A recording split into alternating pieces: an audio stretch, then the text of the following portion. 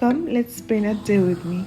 Good morning, everyone. After so long, I'm making this a day in my life video, and also let's check out Highwayको 3-star rated Siddhartha Hotel, which I'm sure हजुरहरूले पनि सुन्नु भएको होला or देख्नु पनि भएको होला हाईवेमा travel गर्ने बेला. सो मैले चाहिँ हिजो राति यो होटलमा चेक इन गरेको थिएँ एज आम ट्राभलिङ हैन.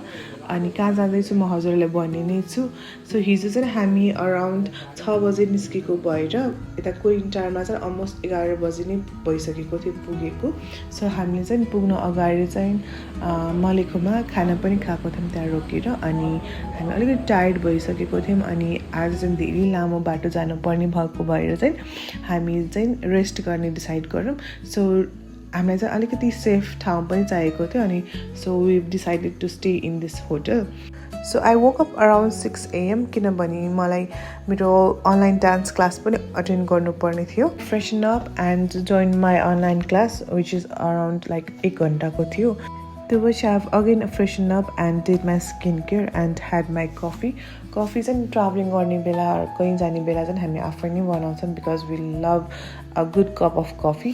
सो हामी 3जना थियौँ अनि होटलमा 2टा मात्र कप थियो. So I had my coffee in glass and this is the last view of our room. हामी 3जना थियौँ. सो सेपरेट बेड भयो भने सजिलो हुन्छ. सो हामी सेपरेट नै बेड लिएको थियौँ.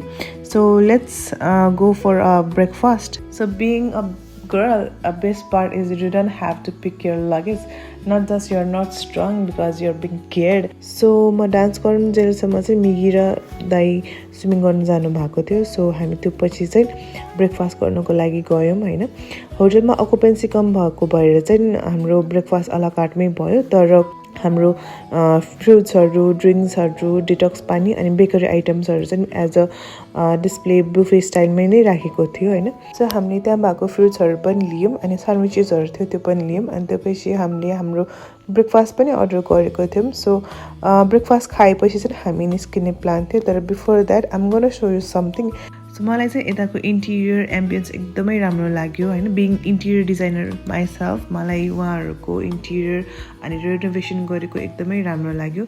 सो हामीले लास्ट चेकआउट गऱ्यौँ and we continued our journey. कहाँ जाँदैछु म हजुरहरूलाई नेक्स्ट भिडियोमा देखाउने नै छु. So thank you for watching till the end. By.